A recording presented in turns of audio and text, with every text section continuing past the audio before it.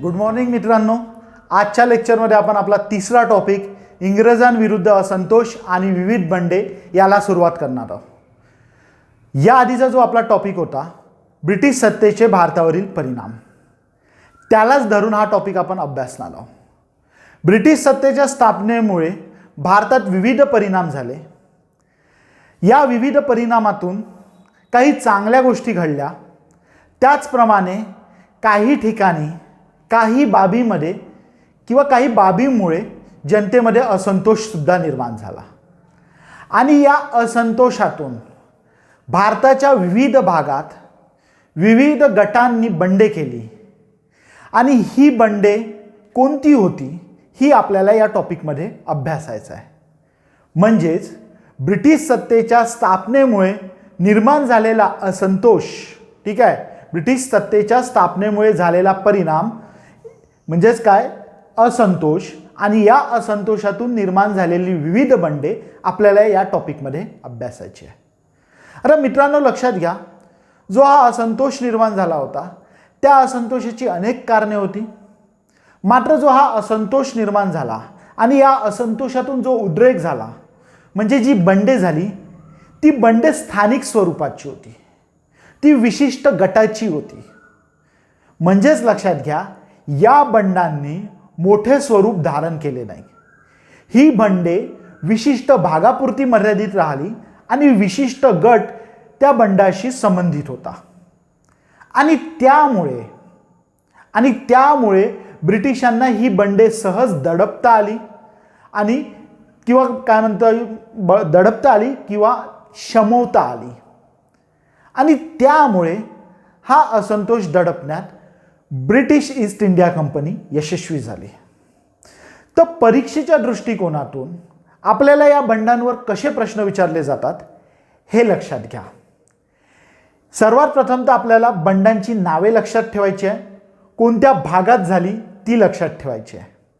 त्यानंतर आणखी स्पेसिफिक म्हणजे आणखी डिटेलमध्ये जाऊन ती कोणत्या जिल्ह्यात होती, त्या भागातील कोणत्या जिल्ह्यात होती हे लक्षात ठेवायचं आहे. त्यानंतर या बंडांचे कारण लक्षात ठेवायचे आहे. त्यानंतर या बंडांचे नेतृत्व कोणी केले हे लक्षात ठेवायचं आहे. म्हणजे सरळ हा टॉपिक पूर्णपणे पाठांतराचा आहे, ठीक आहे. आणि कन्सेप्च्युअली आपल्याला हे लक्षात ठेवायचं आहे, म्हणजे एक कन्सेप्च्युअली स्ट्रेट अँड फॉरवर्ड प्रश्न यावर आपल्याला विचारला जाऊ शकतो की ब्रिटिशांविरुद्ध 1857च्या आधी जी विविध बंडे झाली त्याबद्दल खालीलपैकी कोणते विधान बरोबर आहे. त्यामध्ये मग एक विधान हे दिले जाऊ शकते की ही बंडे स्थानिक होती, ब्रिटिशांनी ही बंडे सहजरित्या दडपली, ठीक आहे. अशी वेगवेगळी विधाने दिली जाऊ शकतात. तर ही विधाने तुम्हाला कन्सेप्च्युअली लक्षात ठेवायची आहे. कशासाठी, कशी म्हणजे प्रश्न कसा विचारला जाऊ शकतो की 1857च्या आधी जी वेगवेगळी बंडे झाली त्याबद्दल खालीलपैकी कोणते विधान बरोबर आहे. तर ही काही स्टेटमेंट तुम्हाला लक्षात ठेवायची आहे. ही सर्व बंडे स्थानिक स्वरूपाची होती, बरोबर आहे. स्थानिक स्वरूपाची असल्यामुळे ब्रिटिशांना ही बंडे सहजरित्या दडपता आली. या बंडांनी कधीही अखिल भारतीय स्वरूप धारण केले नाही, ठीक आहे. हा एक कन्सेप्च्युअल, ही 3 स्टेटमेंट तुम्हाला लक्षात ठेवायची आहे.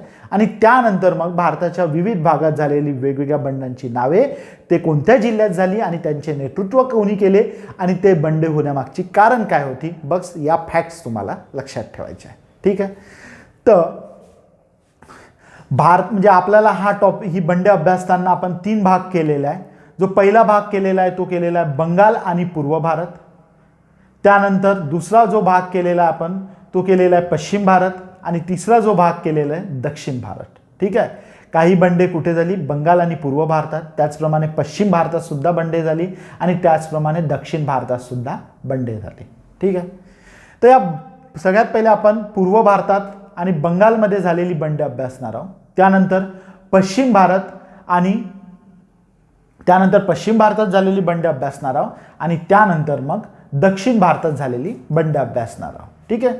तर परीक्षेच्या दृष्टीने आपल्याला या बंडांची नावे, कोणत्या जिल्ह्यात ती झाली ही लक्षात ठेवायची आहे आणि त्यांचे नेतृत्व कोणी केले हे लक्षात ठेवायचं आहे, ठीक आहे.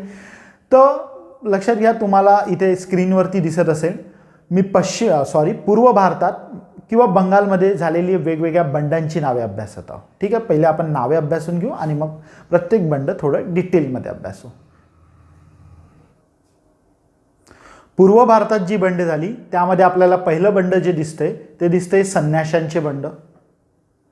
दुसरे बंड जे झाले ते आहे चुवार आणि हो यांचे बंड.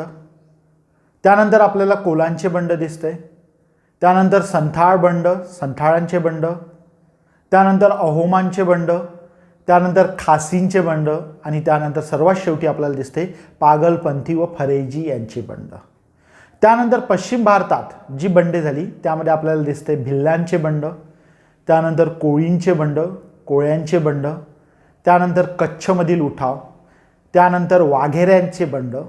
त्यानंतर सुरतचे मीठ आंदोलन. ठीक आहे, सुरतचे मीठ आंदोलन. त्यानंतर रामोशांचे बंड आणि त्यानंतर कोल्हापूरमधील गडकऱ्यांचा उठाव. ठीक आहे. दक्षिण भारतात विजयनगरच्या राजाचे बंड आणि दिवाण वेलुथंपीचे बंड आपल्याला दिसून येत आहे. ठीक आहे. तर हे प्रत्येक बंड आपल्याला स्टेप बाय स्टेप अभ्यासायचं आहे आणि प्रत्येक बंडामध्ये आपल्याला परीक्षेच्या दृष्टिकोनातून काय लक्षात ठेवायचं आहे, कोणत्या भागात झाले, कोणी नेतृत्व केले आणि काय कारण होते. ठीक आहे. त्याच्यापेक्षा जास्त प्रश्न यावर अपेक्षित नाही. तर सगळ्यात पहिले आपण बंगाल आणि पूर्व भारतातील बंडे अभ्यासणार आहोत. त्यामध्ये सगळ्यात पहिले आपल्याला अभ्यासायचे आहे संन्याशांचे बंड. आता लक्षात घ्या, बंगालमध्ये ब्रिटिश सत्ता स्थापन झाली होती. ब्रिटिश सत्ता स्थापन झाल्यानंतर इथल्या जमीन महसूल पद्धतीत बदल झाले होते. या नव्या जमीन महसूल पद्धतीनुसार जमीनदार वर्गाकडून मोठ्या प्रमाणात कर वसूल केला जात होता. ठीक आहे. आपण पाहिलं बंगालमध्ये आधी तर बोली पद्धत होती, त्यानंतर लॉर्ड कॉर्नवॉलिसने कोणती आणली, कायमधारा पद्धत, आणि या दोन्ही पद्धतीत जास्तीचा जमीन महसूल आकारला गेला. ठीक आहे. तर हा जमीन महसूल मोठ्या प्रमाणात आकारला गेल्यामुळे मोठ्या प्रमाणात जमीन महसूल वसूल करण्यासाठी जमीनदारांकडून अत्याचार होत होता. अशातच बंगालमध्ये दुष्काळ पडला आणि दुष्काळामुळे परिस्थिती आणखी बिकट झाली होती. ठीक आहे. अशा परिस्थितीत संन्याशांच्या तीर्थक्षेत्राकडे जाण्यावर निर्बंध लादण्यात आले. म्हणजे लक्षात घ्या, असंतोष होताच आता असंतोषाचा उद्रेक होण्यासाठी जे कारणीभूत ठरले. ठीक आहे. वेगवेगळ्या गटामध्ये मुख्यतः जो शेतकरी वर्ग होता त्यांच्यामध्ये असंतोष होताच अशा असंतोषात आणखी एक महत्त्वाचे कारणीभूत म्हणजे या असंतोषामध्ये भर टाकण्यासाठी आणखी एक महत्त्वाचे कारण कोणते कारणीभूत ठरले, ती तीर्थक्षेत्राचा जाण्या येण्यावर निर्बंध लादण्यात आले. कोणाकडून? ईस्ट इंडिया कंपनीकडून. आणि त्यामुळे संन्याशांनी बंड केले. ठीक आहे. म्हणजेच लक्षात घ्या, उद्रेक असंतोष होता, मात्र या असंतोषाचा उद्रेक कोणाकडून झाला? संन्याशांकडून. ठीक आहे. असा अचानक झाला होता का? नाही. बरीचसे कारणे कारणीभूत होती, मात्र जे तात्कालिक कारण होतं ते काय होतं? तीर्थक्षेत्राच्या जाण्या येण्यावर निर्बंध घालण्यात आले होते आणि त्यामुळे संन्याशांच्या तीर्थक्षेत्राच्या जाण्या येण्यावर निर्बंध लादल्यामुळे या संन्याशांनी बंड केले. बंकिमचंद चॅटर्जी यांच्या आनंद मठ या कादंबरीत या बंडाचा उल्लेख आहे. ठीक आहे. ही एक परीक्षेच्या दृष्टीने तुम्हाला फॅक्ट्स लक्षात ठेवायचे आहे की आनंद मठ या कादंबरीत खालीलपैकी कोणत्या बंडाचा उल्लेख केलेला आहे? कोणाच्या? संन्याशांच्या बंडाचा उल्लेख केलेला आहे. वॉरेन हेस्टिंग्सने हे बंड दडपून काढले आणि तो हे दडपू शकला कारण की फक्त हे बंड संन्याशापुरतेच मर्यादित राहिले. इतर वर्गांचा त्यांना मोठ्या प्रमाणात पाठिंबा मिळाला नाही. ठीक. तर संन्याशाचे बंड बंगालमध्ये झाले. वॉरेन हेस्टिंग्सने हे बंड दडपून काढले. तात्कालिक कारण तीर्थक्षेत्राच्या जाण्या येण्यावर घातलेले निर्बंध हे होते. बंकिमचंद चॅटर्जी यांच्या आनंद मठ या कादंबरीत या बंडाचा उल्लेख आहे. हे तुम्हाला लक्षात ठेवायचं आहे. ठीक आहे. त्यानंतर आपल्याला जे नेक्स्ट अभ्यासायचं आहे ते आहे चुवार यांचे बंड, चुवार आणि हो जमातीचे बंड. ठीक आहे. कोणाचे बंड? चुवार आणि हो जमातीचे बंड. ठीक आहे. लक्षात घ्या, आता जे बंड करणाऱ्या ज्या जमाती होत्या या मुख्यतः आदिवासी जमाती होत्या, शेतकरी वर्ग होता. म्हणजे जेव्हा आपण वेगवेगळ्या विविध बंडांची जी नावे अभ्यासत आहोत त्यावरून आपल्याला लक्षात येते की ही जी बंडे केली, ही बंडे करणारा जो वर्ग होता तो कुठेतरी एक जंगलाशी संबंधित, ज्यांची जीवन पद्धती जंगलावर अवलंबून होती असा एक आदिवासी वर्ग होता, किंवा ज्याची जीवन पद्धती शेतीवर अवलंबून होती असा एक शेतकरी वर्ग होता. म्हणजेच एक प्रकारे श्रमिक असलेला वर्ग जो आपल्या उपजीविकेसाठी जमिनीवर जंगलावर अवलंबून होता. ठीक आहे, अशा वर्गाने हे बंड केले होते. म्हणजेच लक्षात घ्या, इथे आपल्याला कन्सेप्च्युअली आणखी एक महत्त्वाची फॅक्ट्स ही मिळत आहे की 1857च्या आधी भारतात जी विविध बंडे झाली ती बंडे श्रीमंत वर्गाने किंवा मोठ्या जमीनदार वर्गाने नव्हती केली. ती बंडे भूमीशी संबंधित, ज्याची जीवन पद्धती, ज्याचा उदरनिर्वाह कुठेतरी जंगलांवर अवलंबून होता, अशा आदिवासी वर्गांनी केली होती. ठीक आहे, तर हे सुद्धा आपल्याला कन्सेप्च्युअली लक्षात ठेवायचं आहे. आणि त्यामुळे या सगळ्यांच्या बंडामध्ये एक कारण कॉमन असणार आहे. ते कारण होते नवीन जी शासन व्यवस्था अस्तित्वात आली होती. कोणती शासन व्यवस्था अस्तित्वात आली होती? ईस्ट इंडिया कंपनीची जी नवीन शासन व्यवस्था अस्तित्वात आली होती, या नवीन शासन व्यवस्थेमुळे यांची उपजीविकेची साधने कुठेतरी हिरावल्या गेली होती किंवा त्यावर कुठेतरी निर्बंध आले होते. आणि म्हणून या असंतोषातून या वर्गाने बंडे केली. तर आपल्याला जे नेक्स्ट बंड अभ्यासायचं आहे ते कोणतं अभ्यासायचं आहे? चुवार आणि हो यांचे बंड. ठीक आहे, आता लक्षात घ्या, चुवार आणि हो ही एक आदिवासी जमात होती. छोटा नागपूर भागात ही आदिवासी जमात आढळते. ठीक आहे, छोटा नागपूर कुठे आहे? छोटा नागपूर हे एक पठार आहे. ते कुठे आहे? सध्या झारखंड राज्यात आहे. तिथल्या खनिज संपत्तीसाठी ते प्रसिद्ध आहे. ठीक आहे, तर या भागात चुवार, हो आणि मुंडा या आदिवासी जमाती राहत होत्या. ठीक आहे, तर नवीन शासन व्यवस्थेमुळे यांच्या उदरनिर्वाहावर, यांच्या उपजीविकेच्या साधनावर निर्बंध आणले गेले. जमीनदारांनी यांच्या जीवन पद्धतीत हस्तक्षेप वाढवला आणि त्यामुळे वाढलेला हस्तक्षेप यांना कुठेतरी आवडला नाही आणि त्यामुळे यांनी बंडे केली. तर चुवार बंड हे झाले होते मिदनापूर जिल्ह्यात. हा जिल्हा तुम्हाला लक्षात ठेवायचा आहे. कुठे? मिदनापूर जिल्ह्यात. त्याचप्रमाणे छोटा नागपूर भागात हो यांचे सुद्धा बंड झाले. छोटा नागपूर आणि सिंहभूम जिल्ह्यात हो आणि मुंडा जमातीचे बंड झाले. आता लक्षात घ्या, ही बंडे होत होती, दडपल्या जात होती, पुन्हा काही कालावधीनंतर पुन्हा होत होती. ठीक आहे, समजून घ्या. म्हणजे काय व्हायचं, यांचा असंतोष बाहेर यायचा, तो असंतोष दडपल्या जायचा, मग काही काळासाठी हे शांत राहायचे आणि काही काळाने पुन्हा बंड करायचे. ठीक आहे, त्यामुळे यांची बंडे आपल्याला वेगवेगळ्या काळात झालेली दिसतील.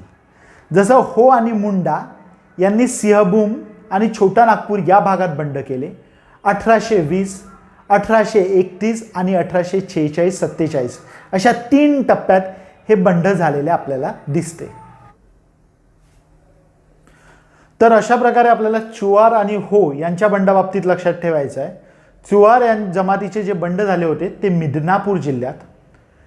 त्याचप्रमाणे बंगाल आणि सिंहभूम जिल्ह्यात कोणत्या जमातींनी बंड केले? हो आणि मुंडा जमातींनी. ठीक आहे, मुंडांचा आपल्याला एक नेता माहीतच आहे, बिरसा मुंडा. ठीक आहे, आणि ही बंडे अशी एका विशिष्ट वर्षीच झाली असं नाही, वेगवेगळ्या वर्षी यांचा उद्रेक होत गेला. तर 1820, 22, 31 आणि 37 अशा 3 टप्प्यात हे बंड झाले होते. कोणते? चुवार आणि हो. ठीक आहे, सॉरी, चुवार नाही, हो आणि मुंडा कोणत्या जिल्ह्यात झाले होते? छोटा नागपूर आणि सिंहभूम या भागात. आणि चुवारांचे बंड कुठे झाले होते? मिदनापूरमध्ये. ठीक आहे, मी पुन्हा आणखी थोड्या वेळाने रिपीट करेलच. त्यानंतर आपल्याला जे नेक्स्ट अभ्यासायचं आहे कोलांमधील असंतोष. ठीक आहे, छोटा नागपूर भागातीलच कोल ही आणखी एक जमात होती आणि कोल आपले पुढारी कोणाला मानत? मुंडांना मानत. ठीक आहे, आता लक्षात घ्या, मुंडा ही एक जमात होती, त्यांनी बंड केलेच होते.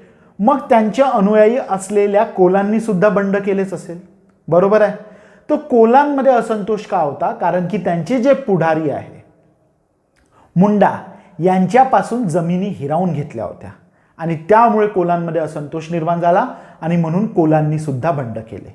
आता लक्षात घ्या, मुंडा ही एक आदिवासी जमात आहे. जंगलांवर त्यांचा हक्क होता. म्हणजे काय म्हणता येईल, पूर्वकाळापासून त्यांनी ते जंगलात जमिनी कसत, त्यावर शेती करत आणि त्यावर आपली उपजीविका भागवत. म्हणजेच लक्षात घ्या, वर्षानुवर्षे जमिनीची मालकी त्यांच्याकडे होती. मात्र नवीन शासन व्यवस्था आल्यामुळे त्यांच्या जमिनीच्या मालकीवरच प्रश्नचिन्ह निर्माण झाले. त्यांच्या जमिनी म्हणजेच कोणाच्या मुंडांच्या जमिनी मुंडापासून हिरावून घेण्यात आल्या. आपण बघितलं ते कसं बंगालमध्ये झालं. बंगालमध्ये जमीनदारांना मालक घोषित करण्यात आले. तसंच काही प्रमाणात इथे सुद्धा झालं असेल. आणि त्यामुळे यांच्या जमिनीच हिरावल्या गेल्यामुळे यांच्या उपजीविकेचा प्रश्न निर्माण झाला आणि म्हणून या सर्व जमातींनी बंड केले. ठीक आहे, हे आपण थोडक्यात लक्षात ठेवू शकतो.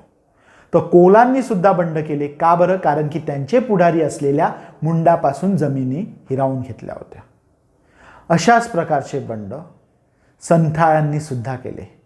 तर आपल्याला जे आता अभ्यासायचं आहे त्यानंतरचं बंड ते कोणतं बंड आहे? संथाळांचे बंड. संथाळांच्या बंडासाठी सुद्धा तेच कारण कारणीभूत होते. जमीनदार भूमिकर वसूल करणाऱ्या अधिकाऱ्यांकडून जुलूम होत आणि त्यामुळे राजमहाल जिल्ह्यात ठीक आहे, हे सर्व जिल्हे पूर्वेकडील होती, म्हणजे कुठेतरी बंगाल या भागातीलच होती. ठीक आहे, फक्त आपल्याला जिल्हा लक्षात ठेवायचा आणि पूर्व भारतातील होती ही लक्षात ठेवायचं आहे. तर राजमहाल जिल्ह्यात संथाळांनी बंड केले.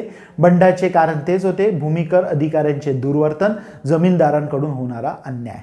इथे आपल्याला नेतृत्व लक्षात ठेवायचे आहे. सिंधू व कान्हो या दोन व्यक्तींनी या बंडाचे नेतृत्व केले होते. म्हणजेच लक्षात घ्या, सिंधू व कान्हो हे कोणाचे पुढारी होते? संथाळ या जमातीचे पुढारी होते. कोणत्या जिल्ह्यात झाले होते यांचे बंड? राजमहल जिल्ह्यात बंड झाले होते. ठीक आहे, आणि हे बंड शमवण्यात आले आणि हे बंड शमवण्यासाठी संथाळांना एक वेगळा जिल्हा देण्यात आला. ठीक आहे, त्यानंतर आपल्याला जे नेक्स्ट बंड अभ्यासायचे आहे ते आहे अहोमाचे बंड. आता हा अहोम म्हणजे कोणता भाग आहे हे लक्षात घ्या. अहोम म्हणजे आजचा आधुनिक आसाम. ठीक आहे, तर या आसाममध्ये अहोम हे एक राज्य होते. या आसामलाच लागून म्यानमार, जो पूर्वी कोणत्या नावाने ओळखला जात होता? ब्रह्मदेश या नावाने ओळखला जात होता, हा भाग होता. तर ब्रिटिशांनी ब्रह्मदेशासोबत युद्धे केली. ठीक आहे, बऱ्याचशा वेळा ब्रह्मदेशांसोबत किती युद्धे झाली? पहिले युद्ध कोणते होते? दुसरे युद्ध कोणते होते? तिसरे युद्ध कोणते होते म्हणजे कोणत्या कालावधीत झाले? हा सिंपल क्वेश्चन विचारला जातो. ठीक आहे, मी युद्धामध्ये ब्रह्मदेश आणि अफगाणिस्तान सोबतची युद्धे ही दोन युद्धे तुम्हाला शिकवलेली नाही आहे. तर इथे उल्लेख आलेला आहे म्हणून तुम्हाला सांगतोय. या युद्धांच्या बाबतीत तुम्हाला फक्त एवढं लक्षात ठेवायचं आहे, म्हणजे लक्षात घ्या, ब्रह्मदेशासोबत सुद्धा 3 युद्धे झाली, अफगाणिस्तानसोबत सुद्धा 3 युद्धे झाली. तर ही युद्धे कोणत्या कालावधीत झाली आणि तेव्हाचा गव्हर्नर जनरल कोण होता हे तुम्हाला फक्त लक्षात ठेवायचं आहे. समाधान महाजन सरांच्या पुस्तकात ती फॅक्ट्स आलेली आहे. तर फक्त तेवढंच तुम्हाला लक्षात ठेवायचं आहे. ठीक आहे, म्हणजे पहिले ब्रह्मदेश युद्ध कधी झाले, दुसरे ब्रह्मदेश युद्ध कधी झाले, तिसरे ब्रह्मदेश युद्ध कधी झाले, पहिले अफगाण युद्ध कधी झाले, दुसरे अफगाण युद्ध कधी झाले, तिसरे अफगाण युद्ध कधी झाले आणि त्या काळातला व्हाईसरॉय किंवा गव्हर्नर जनरल कोण होता हे लक्षात ठेवायचं आहे. ठीक आहे, तर आता आपण इथे काय अभ्यासात आहे? अहोमांचे बंड. तर अहोमाच्या बंडाचे कारण काय होते हे लक्षात घ्या. ब्रह्मदेशाशी युद्ध करण्यासाठी ब्रिटिश सैन्य आसाममधून म्हणजे त्यावेळेच्या अहोम भागातून तिथे घुसले. कोणत्या प्रदेशात? अहोमांच्या प्रदेशात. त्यांचे ब्रह्मदेशासोबत युद्ध सुरू झाले. मात्र युद्ध संपल्यानंतर ब्रिटिशांनी अहोम प्रदेशातून म्हणजे आजच्या आसाम भागातून आपल्या फौजा परत घेणे अपेक्षित होते. मात्र ब्रिटिशांनी आपल्या फौजा परत घेतल्या नाही. त्यामुळे अहोमचे जे सत्ताधीश होते त्यांनी ब्रिटिश फौजेविरुद्ध उठाव केला आणि तो उठाव म्हणजे अहोमांचे बंड. लक्षात घ्या, हा अहोम जो भाग आहे म्हणजे जो आजचा आधुनिक आसाम आहे, हा ब्रिटिशांना या भागात म्हणजे भारतातील जे काही ठराविक भाग होते जिथे ब्रिटिशांना पूर्णपणे नियंत्रण निर्माण करता आले नव्हते त्यातील एक भाग म्हणजे अहोम भाग आहे. ठीक आहे, तर लक्षात घ्या, अहोमच्या राजाने बंड का बरं केले? कारण की ब्रह्मदेशाशी लढायचं आहे हे कारण देऊन त्या भागात सैन्य घुसवले गेले, ब्रह्मदेशाशी युद्ध केले. मात्र युद्ध समाप्त झाल्यावर ब्रिटिशांनी आपल्या फौजा परत घेतल्या नाही आणि म्हणून अहोमांनी बंड केले. ठीक आहे, अशाच प्रकारे याच भागात लक्षात घ्या काही टेकड्यांच्या रांगा आहे, गारो खासी जैतिया, भूगोलामध्ये आपण ते शिकलेलो आहोत. ठीक आहे, या भागात बऱ्याचशा आदिवासी जमाती आहे. त्या आदिवासी जमातींचे नावे सुद्धा हीच आहे, गारो खासी जैतिया. सगळ्यात जास्त आदिवासी जमाती जर म्हणजे वेगवेगळ्या प्रकारच्या आदिवासी जमाती जर आपल्याला म्हणजे विचारलं कुठे राहतात, ठीक आहे, तर ईशान्य भारतात राहतात. ठीक आहे. सर्वात जास्त वेगवेगळ्या प्रकारच्या बोलीभाषा कुठे बोलल्या जातात, असा एक साधा जनरल नॉलेजचा क्वेश्चन आपल्याला विचारला जाऊ शकतो. तर सर्वात जास्त बोलीभाषा म्हणजे वेगवेगळ्या प्रकारच्या भाषा ईशान्य भारतात बोलल्या जातात. प्रत्येक आदिवासी जमातीची एक स्वतंत्र भाषा आहे. ठीक आहे. तर या भागातीलच खासी जमातीने बंड केले होते. बंडाची कारण जी आतापर्यंत आपण अभ्यासली त्याच प्रकारची म्हणजे कमी अधिक प्रमाणात तीच कारणे या बंडासाठी कारणीभूत होती. आजही आपल्याला माहीत आहे की तिथली नागा जमात, या नागा जमातीद्वारे तिथे आजही मोठ्या प्रमाणात म्हणजे या नागा जमातीमध्ये मोठ्या प्रमाणात आज असंतोष आहे. वेगळ्या स्वायत्त राज्याची स्वायत्त भागाची मागणी या जमातीकडून होत आहे. ठीक आहे. तुम्ही करंटमध्ये म्हणजे जेव्हा न्यूजपेपर पाहता तर बऱ्याचशा वेळा नागाद्वारे केलेला उठाव किंवा नागांद्वारे केलेले बंड आणि त्यातून मग त्यांनी घडून आणलेले बॉम्बस्फोट वगैरे आपल्या वाचनात येते. ठीक आहे. तर लक्षात घ्या आजही तिथे काही प्रमाणात असंतोष आहे. त्या काळात तर ती व्यवस्था म्हणजे त्या काळात तर ब्रिटिश ही पूर्णपणे नवीन शासन व्यवस्था होती आणि त्यामुळे त्या असंतोषातून या नवीन शासन व्यवस्थेने केलेल्या उपायामुळे जे असंतोष निर्माण झाले त्या असंतोषातून खासी जमातीने सुद्धा बंड केले होते. ठीक आहे. त्यानंतर आपल्याला बंगालमधील महत्त्वाचे जे बंड अभ्यासायचे आहे ते पागलपंथी व फरेजी यांचे बंड. ठीक आहे. तर लक्षात घ्या पागलपंथ, ठीक आहे, हा एक पंथ होता, अर्धधार्मिक संप्रदाय होता. जसे आताही वेगवेगळे पंथ अस्तित्वात आहे. जसं मानभावी पंथ तुम्ही ऐकला असेल, बरोबर आहे. मानभावी पंथ आहे. आणखी बरेचसे पंथ असतात म्हणजे ते धर्माअंतर्गतच असतात. ठीक आहे. धर्मामध्ये जसं म्हणजे एका विशिष्ट धर्माला ते बिलॉंग करतात. तो धर्म कोणताही असू शकतो, जैन असू शकतो, मुस्लिम असू शकतो, ईसाई असू शकतो, कोणताही मुस्लिम असू शकतो. मात्र त्या धर्मामधील काही गट म्हणजे काही व्यक्तींचा असा एक गट असतो की ज्यांनी आपल्या एक वेगळ्या प्रथा निर्माण केलेल्या असतात. जसं मानभावी पंथ, बरोबर आहे ना. जसं मुस्लिमांमध्ये आहे शिया पंथ, सुफी पंथ. ठीक आहे. तर असाच पागलपंथी हा एक पंथ होता, अर्धधार्मिक संप्रदाय होता आणि यांचा नेता होता करमशाह. ठीक आहे. हा एक पागलपंथी नावाचा एक हा गट होता. करमशाह हा त्यांचा नेता होता. जमीनदारांनी केलेल्या अन्यायामुळे यांच्यामध्ये असंतोष होता. करमशहाचा मुलगा टिपू यांच्या नेतृत्वाखाली या असंतोषाचा उद्रेक झाला आणि या पागलपंथींनी बंड केले. कोणत्या भागात झाले बंड? बंगाल या भागात.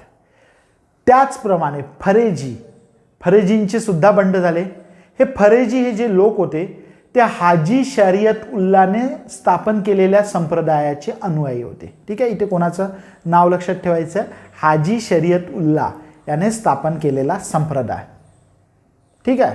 त्या संप्रदायाचे फरेजी लोक अनुयायी होते आणि हाजी शरीयत उल्लाचा जो मुलगा होता दादू मिया याच्या नेतृत्वाखाली फरेजी लोकांनी बंड केले. ठीक आहे. तर या फक्त सरळ simple straight and forward facts लक्षात ठेवायच्या कारणे तेच होते. ठीक आहे. तर पागलपंथी यांचे बंड कोणाच्या नेतृत्वाखाली झाले? करमशहाचा मुलगा कोण? टिपू याच्या नेतृत्वाखाली. आणि फरेजी लोकांचे बंड हाजी शरीयत उल्लाचा मुलगा दादू मिया याच्या नेतृत्वाखाली झाले. ठीक आहे. तर अशा प्रकारे आपण पूर्व भारतातील बंडे अभ्यासली. पुन्हा मी एक वेळा रिवाईज करतो. परीक्षेच्या दृष्टीने महत्त्वाच्या असलेल्या फॅक्ट्स मी पुन्हा एक वेळा फास्टमध्ये रिवाईज करतो. सगळ्यात पहिले आपण बंड अभ्यासलं संन्याशांचे बंड. असंतोषाचे कारणे कमी अधिक प्रमाणात तीच आहे, त्यामुळे मी ती कारणे नाही सांगत. ठीक आहे. तर संन्याशांचे बंड कोणी दडपले? वॉरेन हेस्टिंग्सने. कुठे झाले? बंगालमध्ये. ठीक आहे. त्यानंतर आपण अभ्यासले चुआर बंड. ठीक आहे. कोणत्या जिल्ह्यात झाले? बंगालमधील मिदनापूर जिल्ह्यात. त्यानंतर हो आणि मुंडा यांचे बंड छोटा नागपूर आणि सिंहभूम जिल्ह्यात. त्यानंतर कोलामधील बंड जे कोणाचे अनुयायी होते? मुंडांचे अनुयायी, त्यांनी केलेले बंड अभ्यासले. त्यानंतर संथाळांचे बंड कोणत्या जिल्ह्यात? राजमहल जिल्ह्यात. हे लक्षात ठेवायचं आहे. डायरेक्ट जोड्या लावामध्ये आपल्याला हा प्रश्न विचारला जाऊ शकतो. संथाळ बंड, हो बंड, मुंडा बंड आणि इकडे प्रदेशांची नावे दिली जाऊ शकतात. तर संथाळांचे बंड राजमहल जिल्ह्यात. नेते कोण? सिंधू व कान्हो. कसे शमवले? वेगळा जिल्हा देऊन. ठीक आहे. त्याच्यानंतर आपण अभ्यासले अहोमांचे बंड. कुठे झाले? आसाम भागात. खासींचे बंड त्यानंतर सगळ्यात शेवटी आपण अभ्यासले पागलपंथींचे बंड. अर्धधार्मिक संप्रदाय कोणी स्थापन केला होता? करमशाह. बंड कोणाच्या नेतृत्वाखाली? टिपूच्या नेतृत्वाखाली. त्यानंतर फरेजी यांचे बंड हाजी शरीयत उल्ला याने स्थापन केलेल्या संप्रदायाचे ते अनुयायी होते आणि हाजी शरीयत उल्लाचा मुलगा दादू मिया याच्या नेतृत्वाखाली त्यांनी बंड केले. अशा प्रकारे आपण पूर्व भारतातील बंडे अभ्यासली आहे. त्यानंतर आपण अभ्यासू त्यानंतर नेक्स्ट लेक्चरमध्ये आपण अभ्यासणार आहोत पश्चिम भारत आणि दक्षिण भारतात निर्माण झालेली बंडे. मात्र लक्षात घ्या, ही बंडे अभ्यासताना आपल्याला कन्सेप्च्युअली काय लक्षात ठेवायचं आहे? ही बंडे स्थानिक होती, स्थानिक कारणामुळे ती निर्माण झाली आणि परीक्षेच्या दृष्टिकोनातून आपल्याला लक्षात ठेवायचं कोणत्या भागात झाली आणि कोणी नेतृत्व केले. ठीक आहे. तर नेक्स्ट लेक्चरमध्ये आपण अभ्यासू पश्चिम भारत आणि दक्षिण भारतात झालेली बंडे.